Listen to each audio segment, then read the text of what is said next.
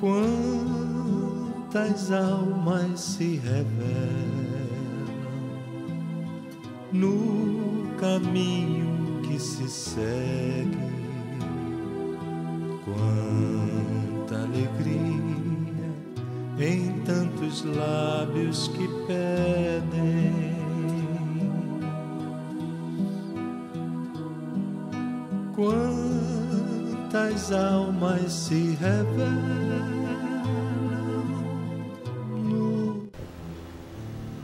Queridos irmãos, queridas irmãs, que a paz de Deus esteja com todos. É uma alegria que bate no nosso coração revermos essa casa onde o Espiritismo vivo pulsa, onde a alegria cristã acontece e a gente sente esse calor humano, que a doutrina espírita foi feita, veio ao mundo porque nós precisamos dela. E porque nós precisamos dela que ela está aqui. Fôssemos nós todos anjos do céu, não precisaria de doutrina espírita. Então essa humanidade não deve ser negada. Esse modo de ser nosso, onde tantas vezes entramos na vindita, entramos no quadro, às vezes, da cólera, perdemos a paciência, saímos do eixo, desequilibramos. Se nós pegarmos assim um veículo e olhássemos de cima e observarmos a nossa atitude, a atitude da rejeição, da reação, da contradita, daquilo que leva ao enraivecimento, recrudescimento das más paixões, que abre dissensão, gritos e brigas e guerras, tudo isso que acontece na humanidade, tudo isso observado de um certo ponto, nós vamos ver que nós estamos em meio a um processo.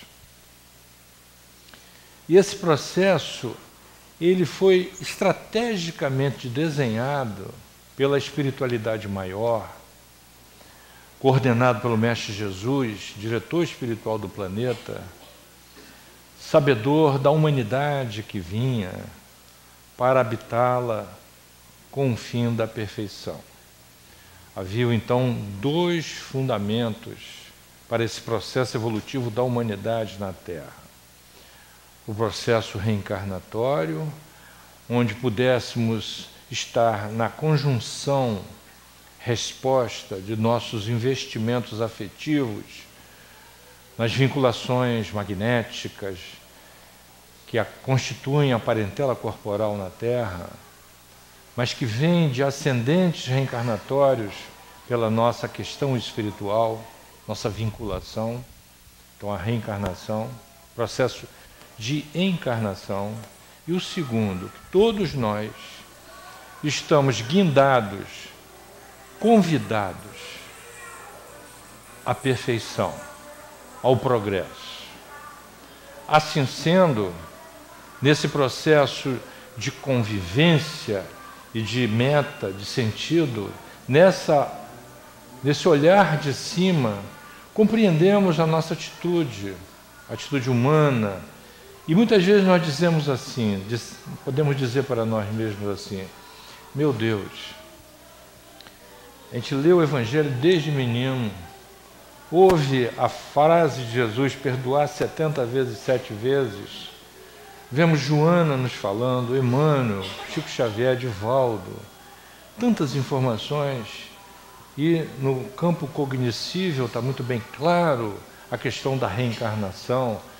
Nós sabemos que esse tem um efeito bumerangue, quando você faz alguma coisa, aquilo volta para você, é ecossistêmico. Nós sabemos disso. Por que é então que a gente faz?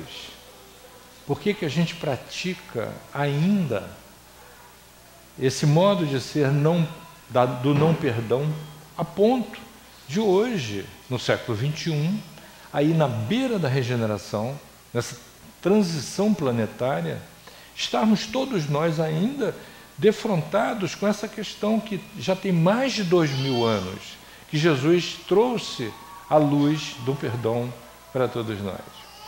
Então, nessa visão, perspectiva do processo evolutivo espiritual, a gente passa a compreender o processo e sai do lugar da meta. Porque a visão de meta, enquanto eu não chego a ela, eu estou aquém. Quando eu estou num processo, o processo tem mini metas, onde a gente vai vencendo a cada minuto. E a gente compreende lá no capítulo 17 do Evangelho, segundo o Espiritismo, no item 4, aquela frase que todos nós sabemos de cor: reconhece o verdadeiro espírita pela sua transformação moral, pelos esforços que empreendem em domar, educar suas más inclinações. Então está dizendo que o espírita precisa ser verdadeiro e que ele tem más condutas, ele precisa educar coisas. Nós não somos anjos do céu reencarnados. Essa questão é muito clara, mas é necessário o exemplo, a vivência, por isso que a transformação sucessiva. Então, nessa visão mais ampla, nos remete a olharmos para trás como foi que a espiritualidade maior desenhou a noção de justiça. Como pensar perdão sem compreender a justiça divina? Porque aquele que não perdoa, aquele que vai na vingança, que é capaz de querer destruir o outro porque se sentiu destruído, tentar achincalhar a vida do outro porque se sentiu achincalhado, esse não tem noção da lei de justiça, que é fazer justiça com as próprias mãos. Então é importante compreendermos o estatuto da justiça divina regente no universo. E a doutrina espírita traz luzes sobre esse assunto. Não se compreende perdão sem noção de justiça. Ora, nós sabemos que no passar dos tempos, Abraão, o pai Abraão, que foi o grande profeta, médium, patriarca, veio com todas as suas descendências estatuir na terra a ideia do Deus único. Era importante que a ideia do Deus único fosse compreendida, porque o politeísmo acontecia estabelecendo um Deus antropomórfico. Esse Deus não perdoava. Era um Deus duro. A imagem e semelhança do homem com as suas iras e os seus prazeres e suas alegrias. Então era necessário estabelecer o quê? O terreno estava ruim. Então precisava se estabelecer a construção de um novo prédio. Então, como se faz numa construção em que se tem um terreno ruim, retira-se o terreno ruim. O terreno ruim era o politeísmo, que vinha do homem determinando o processo que ele entendia como sendo o de justiça, estabelecendo deuses de pedra, deuses de vingança, deuses que precisavam ser aplacados nas suas iras mediante holocaustos. Estabelecia-se a morte, como acontecia com os sacerdotes de Baal, onde o filho mais velho era sacrificado para aplacar a ira dos deuses. Vocês vejam, tamanha ignorância, era necessário acabar. Então retirou-se o terreno ruim e estabeleceu-se um terreno bom, que é a ideia do Deus único, que vem desde Abraão até Moisés. Os patriarcas, aqueles do Antigo Testamento, que vieram dar consubstanciação à justiça, mas fazendo o chão onde a sapata do prédio precisava se assentar. Porque justiça é sapata de prédio. Esse prédio maravilhoso que está aqui, vocês não veem a sapata, mas ela está sustentando o prédio. Ela está aí. Não fosse o chão sustentando a sapata não poderia sustentar o prédio. Então, o que sustentou a justiça, segundo o advento das tábuas da lei, e mesmo a ação do administrador, do político Moisés, mais tarde, foi a ideia do Deus único, E vocês sabem, no livro A Caminho da Luz, Emmanuel nos contando que vieram, então, aquelas entidades para trazer com um certo incremento evolutivo as raças na Terra. E uma delas eram os hebreus, que já traziam a ideia do Deus único. Embora muito orgulhosos, muito fechados, traziam a consubstanciação da ideia do Deus único. Ora, então, vêm as tábuas da lei. As tábuas da lei foram constituídas na Terra por um fenômeno mediúnico chamado de escrita direta. Os 10 mandamentos. Esses mandamentos trazem para o homem da Terra o que pode ser entendido da lei de Deus, mas nós sabemos, com o advento da doutrina espírita, beleza, não tem problema. Tem problema, é neném, gente, beleza. É uma delícia. Consubstância é isso, está participando da palestra. Consubstanciando a ideia de justiça que nós sabemos pelo advento da doutrina espírita, que está registrada na consciência. Então, à medida que o homem vai desvelando a lei de Deus na consciência, ele vai tendo noção da cooperação com a própria lei. Mas ela é regente também no universo, de um modo não compreensível para os homens mais ignorantes das questões relativas à lei de Deus. Todos nós estamos mergulhados num processo onde tem uma finalidade, é a evolução. É o espírito adquirir a capacidade de ser perfectível.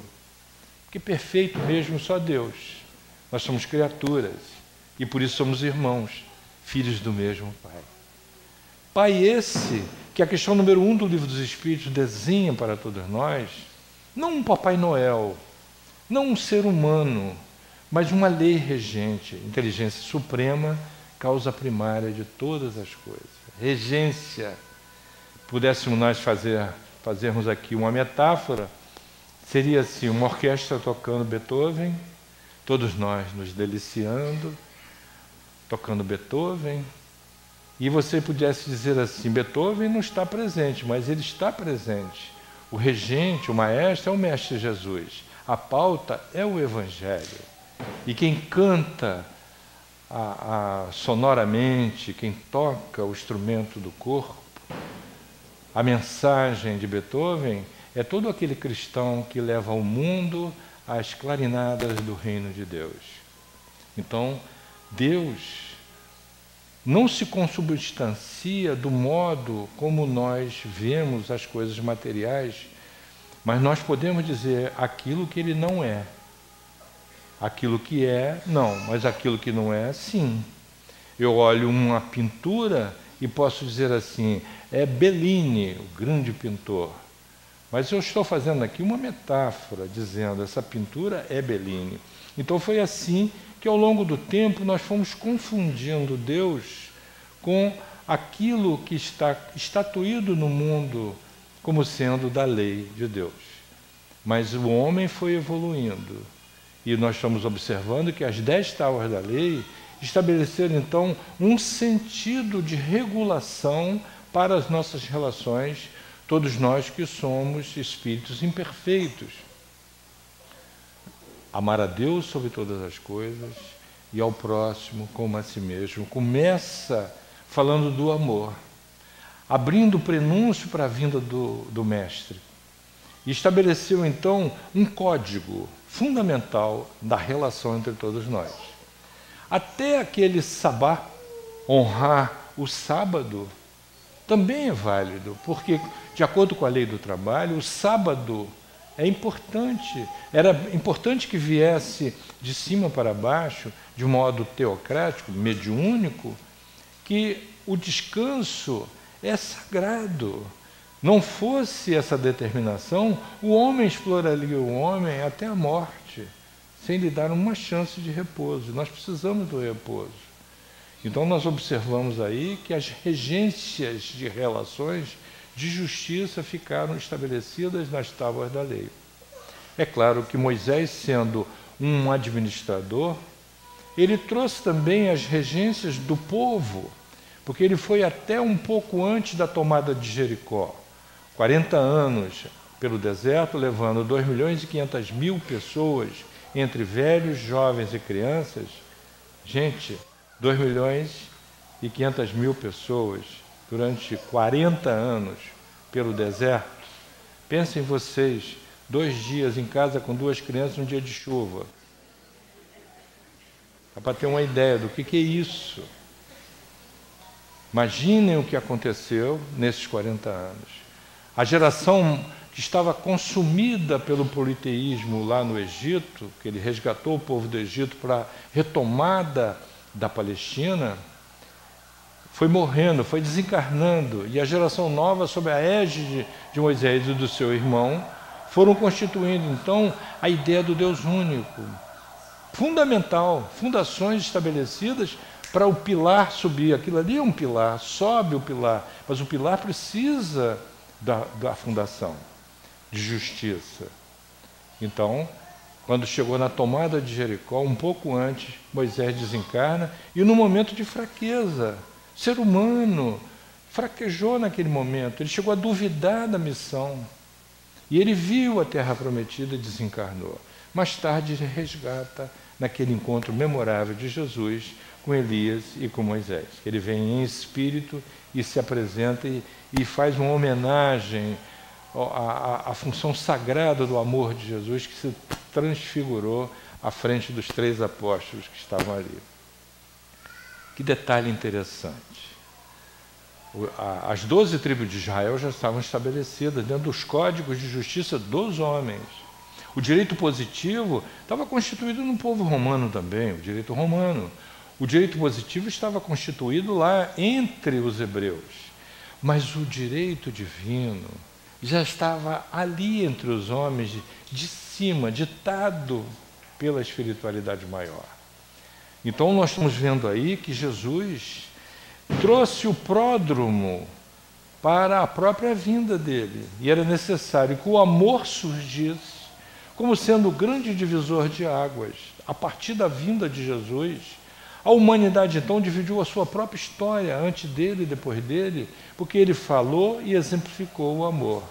Mas era necessário que o amor viesse depois da justiça. Sem justiça não há amor. Ninguém pode amar sendo injusto. Era importante que a humanidade entendesse, sentisse, vivesse a justiça, para poder então abrir-se para as questões do amor, da relação, da tonalidade afetiva, das trocas entre as criaturas e do amor a Deus. E vejam que ele veio e disse: ama ao teu próximo como a ti mesmo, e dizendo amar a Deus sobre todas as coisas.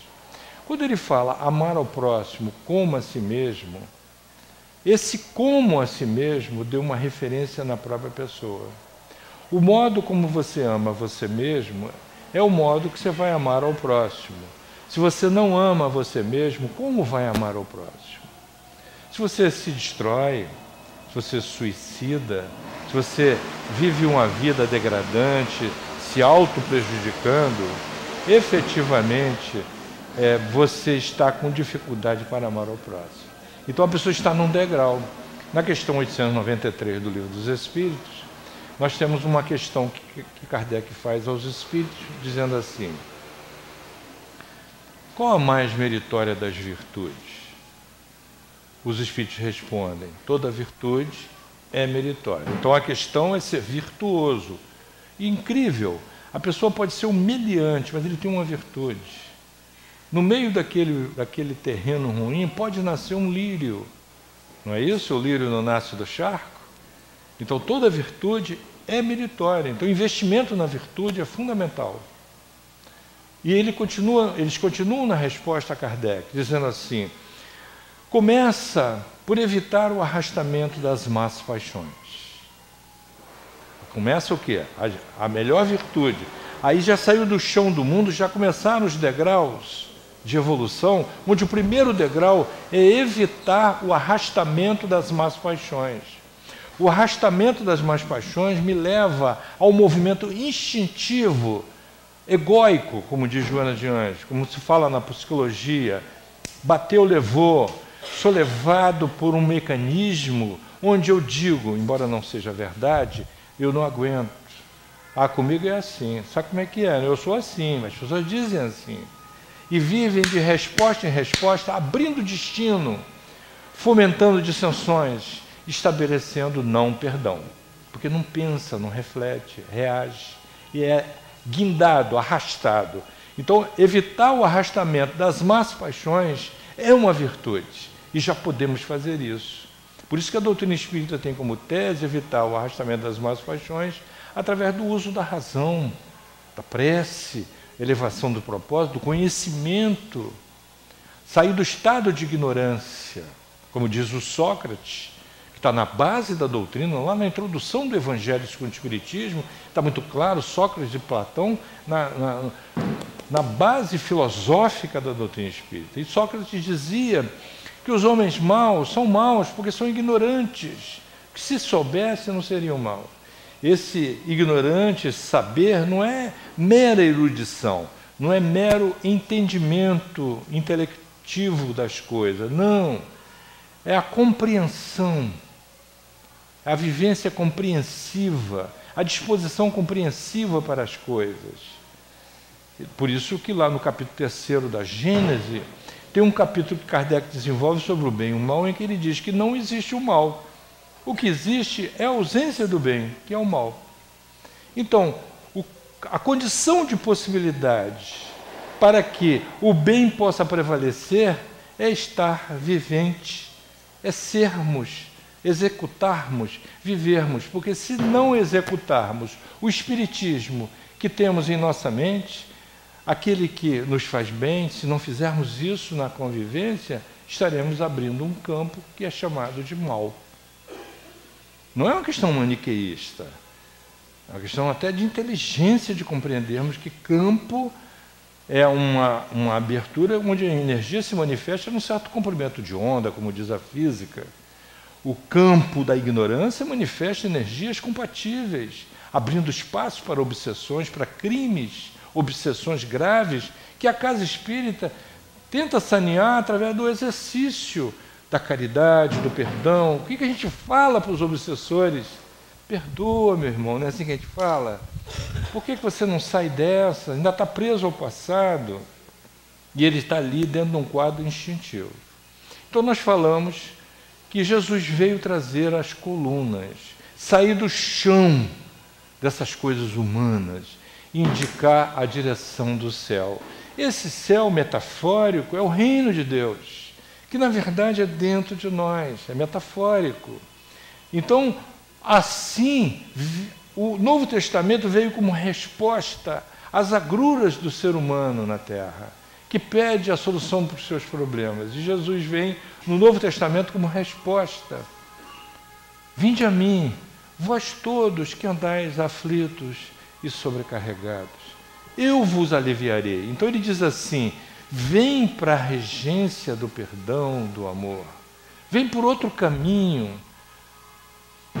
Vinde a mim, vós todos, todos vós, sem exceção, que andais aflitos e sobrecarregados. Aflito é aquele que passa pela prova, e sobrecarregado é aquele que está com consciência pesada, com culpas, que está trazendo o peso de uma cruz decorrente de reencarnações anteriores. Eu vos aliviarei. O alívio é fundamental. É o que acontece quando a pessoa entra na casa espírita. Ela entra e vai vivendo esse ambiente, vai ficando mais aliviado. Mas isso ainda não resgata o passado. Não vamos nos iludir. A pessoa se sente melhor, mais forte, porque vem a segunda parte desse vinde a mim. Quando diz assim: aprendei comigo, que sou brando e humilde de coração. Então ele fala assim: tá legal, tudo bem. Jesus não fala assim, sou eu que estou falando, né? Tá legal, tudo bem, tá bom, mas olha só, você já chegou, se aliviou, mas tem uma cartilha aqui, 2000 anos, que você não olha para isso. Por isso você está assim. Segue, aprendei comigo, que sou brando e humilde. Então dá outro caminho. da mansuetude, da humildade. Humildade é o contrário do orgulho, a coisa egóica, que nós estamos tratando aqui do não perdão. A questão do perdão é ignorância e orgulho. Porque a pessoa, estando menos orgulhoso, cá para nós, se alguém disser assim, eu sou humilde, já não é mais, né? Menos orgulhoso, vamos dizer assim, né? Estamos ficando cada vez menos orgulhoso, menos ignorante, aí já está bom. Não é falsa modéstia, não. Porque a presunção daquele que se acha, assim que o pessoal fala aí fora, né? Os meus clientes falam isso, fulano se acha. Essa questão é uma projeção. Talvez a pessoa até quisesse ser uma pessoa humilde, mas a humildade, ela não tem registro entre nós, a não ser através da abnegação. Então aí, vou pegar um pensamento da Hannah Arendt, que é a filósofa do momento, e ela escreve o seguinte, que é necessário, para o perdão, fazer o movimento do arco e flecha. É interessante. Você pega o arco e a flecha, quando você puxa para trás, a seta está para lá, mas a seta anda ao contrário, né? É preciso dar um passo atrás. É preciso ressignificar. Sair daquele lugar, uma disposição para mudar sua posição. Vai para... ganha potencial. E aí você se projeta. Então é necessário, primeiro, que a pessoa dê um passo atrás e depois faça uma promessa. Abnegação, ressignificação e promessa. A palavra prometer, promessa, é medir, pró quer dizer adiante, medir algo adiante. Quando você faz um projeto, esse projeto, para ganhar substância, é preciso ressignificar. Senão ficaria uma repetição. Nós que somos espíritas, precisamos estar cientes de uma questão fundamental. É necessário aceitarmos de que somos espíritos ainda medianamente bons, como está na classificação. Lembram lá no Livro dos Espíritos, a partir da questão 100, que fala dos espíritos imperfeitos, até os arcanjos, tem uma classificação que Kardec faz. É uma classificação que o Kardec fez, ele é mera didática, mas só para ajudar a gente a se compreender e ver onde é que a gente está. Nós estamos ali bem próximo do imperfeito. Então, aceita que você cometeu aquele delito. Aceita que aquele fato aconteceu e que você foi colaborador dele. Aceita. Eu sei que é duro. Nos processos psicoterápicos que a gente desenvolve, no atendimento fraterno que fazemos na casa espírita, no esclarecimento dos espíritos na mesa mediúnica, no nosso modo de ser, a aceitação do fato é fundamental. Você pode não concordar, mas tem uma diferença entre concordar e aceitar. Ah, o meu filho está fumando maconha, meu filho que eu dei mamadeira, que eu ajudei tanto, as pessoas choram, e é um sofrimento, está burrificando, agora já não está dormindo de dia, acordado de noite, vive mais companhias, etc., numa perturbação espiritual enorme. Eu não aceito isso. Eu digo, olha, isso é um fato, aceite, porque a gente só pode mudar se a gente olhar e aceitar a realidade. É a partir daí que a gente vai fazer as mudanças. Você pode não concordar. Então, aquele filho idealizado que eu tenho e aquele filho real que está ali, tem um gap, tem uma diferença. E eu fico olhando o filho idealizado e ele sai perdendo, porque eu não enxergo ele. Então, essa é uma questão do perdão. A gente poder dar um passo atrás e pensar assim, peraí, o que eu estou fazendo com meu filho?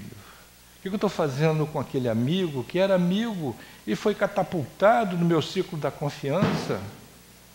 O que aconteceu? Eu não consigo conversar. Vem um negócio em mim, dá um passo atrás. Qual foi o fato que aconteceu? O que foi que aconteceu? Mas não é olhar o defeito do outro. O que é que fez eu tornar essa questão tão pessoal? Porque sou eu que faço essa questão pessoal. Eu não estou dizendo aqui a cultura do individualismo, estou botando a culpa no espírita. Não é culpa, é responsabilidade. Então, quando nós estamos tratando da questão do perdão, e a Amélia Rodrigues coloca isso aqui de uma maneira belíssima e romântica, como sempre, né? A gente vai vendo que não foi à toa que se erigiu ao mundo essa possibilidade do olhar ficar diferenciado. Mas não é olhar para o outro, é olhar para nós. O autoconhecimento é a chave do progresso individual. Questão 919 do Livro dos Espíritos, Santo Agostinho nos dizendo, olha para você. Ele dá até o exemplo dele, como ele fazia. Todo dia ele examinava. Na questão 600 do Livro dos Espíritos, está dizendo que a consciência de si mesmo é um atributo exclusivo do espírito na fase humana, que o princípio inteligente não tem essa capacidade. Então, grande parte da humanidade, segundo o Jacó, no livro Voltei, 2/3 da humanidade, gente, são 22 bilhões de espíritos dedicados à Terra. Está no livro Roteiro, no capítulo 9, Emmanuel nos falando sobre isso. 22 bi, entre encarnados e desencarnados. 2/3 ainda estão entre a animalidade e a humanidade. 1/3 está entre a humanidade e a angelitude, desejando a angelitude. Mas aí é que está a grande diferença. Onde é que nós estamos? Onde é que nós estamos? Nós espíritas estamos aonde? Nós não estamos na angelitude, não é isso, gente? Não vamos nos enganar. Nós não estamos lá. Nós estamos naquela condição de tirar a luz debaixo do alqueire e colocar, mas não é para iluminar o problema do outro, não. É para a gente se ver, gente. A questão é com a gente. E a partir do momento em que a gente observa em nós essa possibilidade de lidarmos com os fatos como eles são, então a gente vai chegando a uma conclusão, através do tempo. Por que Gandhi falou aquela frase? Eu não tenho inimigo, eu não preciso perdoar, porque eu não me senti ofendido. Calma, hein? Não chegamos lá ainda não. Calma. Não exagerem. Não exagerem. Mas é uma questão, é um processo, onde no passo atrás eu observo o que foi. E na promessa eu vou ao encontro da manutenção dessa ressignificação do passo. Não se faz outra coisa na mesa mediúnica, não se faz outra coisa no atendimento fraterno, nas nossas psicoterapias, minha mulher que está aqui, nós trabalhamos com isso. É isso. Aí é que entra a questão mais dura, me reconhecer corresponsável por aquilo que eu me sinto ofendido. Eu tornei pessoal uma questão em que o outro, muitas vezes, por ignorância, muitas vezes por vindita, seja lá por que for, seja lá o que ele fez, eu me afetei com isso. Então eu vou contar para vocês uma história que bate muito bem com esse capítulo 10 que foi lido. Eu achei muito interessante que eu preparei um capítulo, o capítulo foi lido. Isso é lindo isso, gente, é uma beleza, né? Isso aqui é harmonia. Eu preparei aqui, eu falei, oh meu Deus, coisa linda! Já está dito aqui na página, né? Capítulo 10, o item 12, né? Item 14, o item 14. Divaldo Pereira Franco psicografou um livro muito interessante, a gente tem feito estudos sobre ele, que é Os Transtornos Psiquiátricos, examinado pelo projeto Manuel Filomeno Miranda, que são 5 psiquiatras e psicólogos espíritas. Casos de desobsessão são examinados na ótica da psiquiatria, da psicologia e do espiritismo. São transtornos psiquiátricos. E, ao final, Divaldo sempre faz uma menção, uma explicação, às vezes vem mensagem de Joana. É um livro muito interessante para quem gosta de estudar as questões que estão aí acontecendo no mundo e que chegam na casa espírita. Um dos casos fala dessa questão do perdão. Conta ele que ele estava em Portugal e na fila tinha uma senhora deprimida, pálida, acompanhada dos seus familiares, uma pessoa jovem, não era uma menininha, não, era uma jovem, mas deprimida. E ele, observando, eles chegaram, falaram que ela estava com essa doença, tinha crises epiléticas tenebrosas, e tentaram todos os tratamentos e não conseguiam. E ele olhando, ele viu o obsessor jungido à estrutura psíquica dela. O obsessor estava jungido. Vocês sabem que o espírito, o obsessor, ele não entra no corpo. Mas ele toma conta, vai tomando conta e vai chegando da fascinação para a subjugação. Lá no capítulo 23 do Livro dos Médiuns, companheiros podem ler, já conhecem isso sobejamente, sobre as obsessões, né, do Livro dos Médiuns. E ele ficou muito interessado na questão. Pegou os nomes, pegou tudo direitinho e foi para Salvador e colocou na mesa para a espiritualidade, na mesa mediúnica. E eles então trouxeram o espírito obsessor. Muito interessante aqui, primeiro, pegar essa palavra obsessor. Nós geralmente dizemos que o espírito desencarnado é o obsessor. A gente coloca o encarnado como vítima e logo a vítima constitui o algoz, então o algoz é o desencarnado. Às vezes a gente se engana, né? E ele veio muito frio, determinado, e ele era um clérigo. E ele narra, assim, de uma maneira muito fria, muito dura, do quanto ele foi aviltado no caminho dele por aquela mulher. E contou a seguinte história: ele era pároco de uma cidade de Portugal, uma cidade cosmopolita de Portugal, e uma senhora que era esposa do prefeito da cidade ficava sempre rondando, tentando envolvê-lo afetivamente. Era uma pessoa sedutora, e ele, no seu ministério, na sua castidade, no seu trabalho sério, não dava chance para ela, em momento algum. Ele sentia que tinha alguma coisa, mas ele não abriu concessão. Isso, aspas, o obsessor falando através do médium e sendo esclarecido. Num determinado momento, a tal autoridade, que era o marido daquela senhora, fez uma proposta indecorosa para ele. Uma questão delicada, que era uma coisa errada juridicamente, politicamente, e ele reagiu vigorosamente, negou e manteve a sua postura ilibada no bem. Não aceitou as sujeições que o tal político estava querendo implementar, envolvendo a igreja em facilitações pessoais que ele não concedeu. Então era uma pessoa que tinha uma moral ilibada, um caminho correto, fazia suas práticas religiosas na igreja e orientava muita gente. Mas a sedução, a perturbação espiritual, a malquerença, quando houve a discussão, ele botou o tal prefeito para fora e falou assim: na próxima missa eu vou denunciar para todo mundo quem é você. Agiu de maneira reativa e entrou na área da incompetência dele, porque ele está lidando com um político sagaz, talvez até obsidiado, né? Então o que aconteceu? Na véspera dessa missa, onde ele ia denunciar, essa senhora, esposa do político, chegou para ele muito chorosa, dizendo que precisava se confessar e que, por favor, eles pudessem ter um momento a sós naquela cabine para poder se confessar.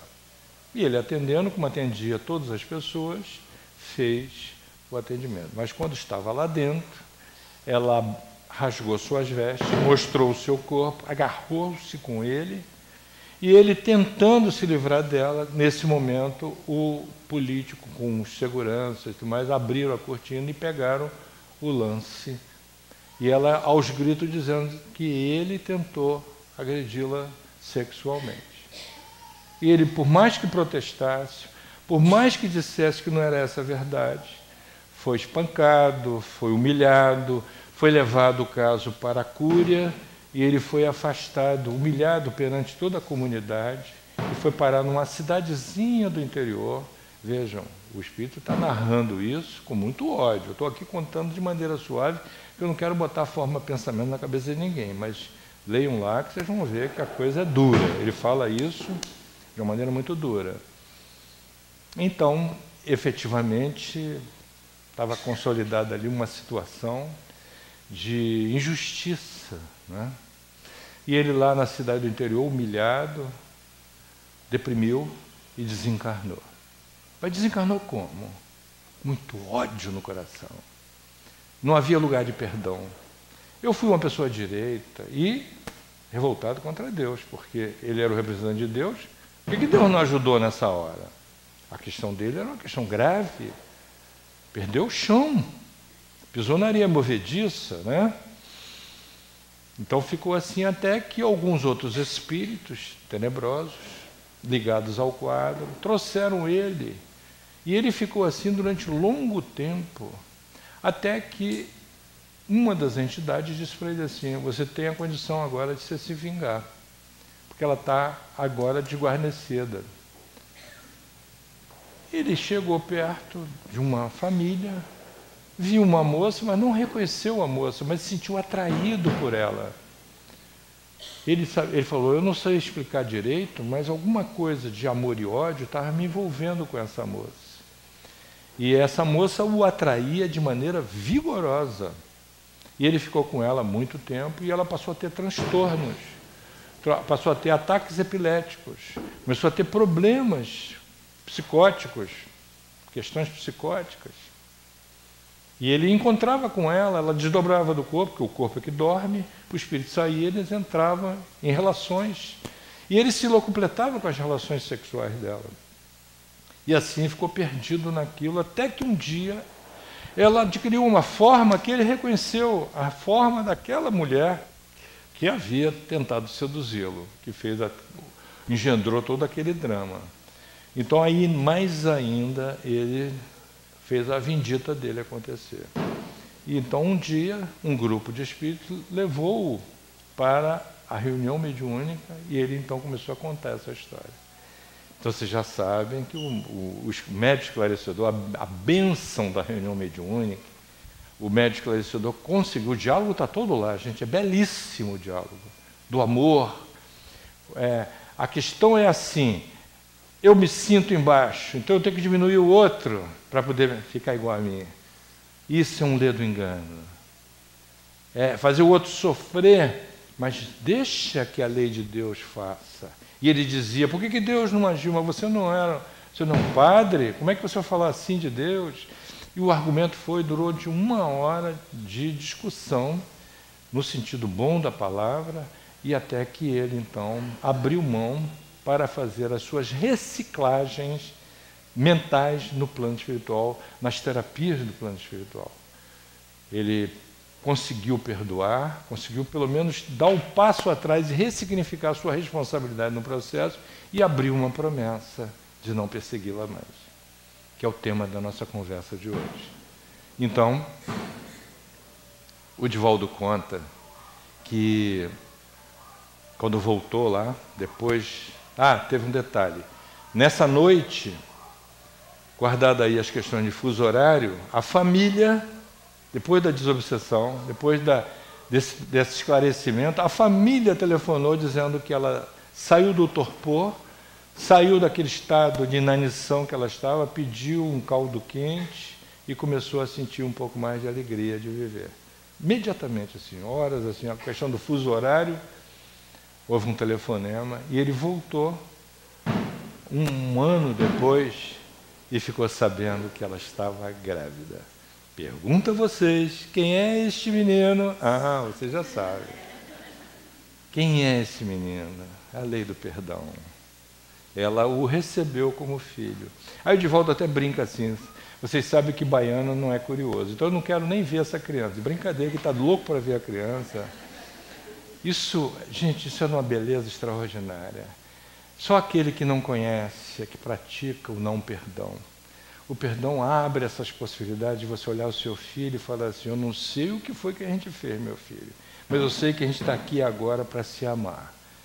Eu aceito você como você é, mas embora possa não concordar, meu papel aqui é de educá-lo.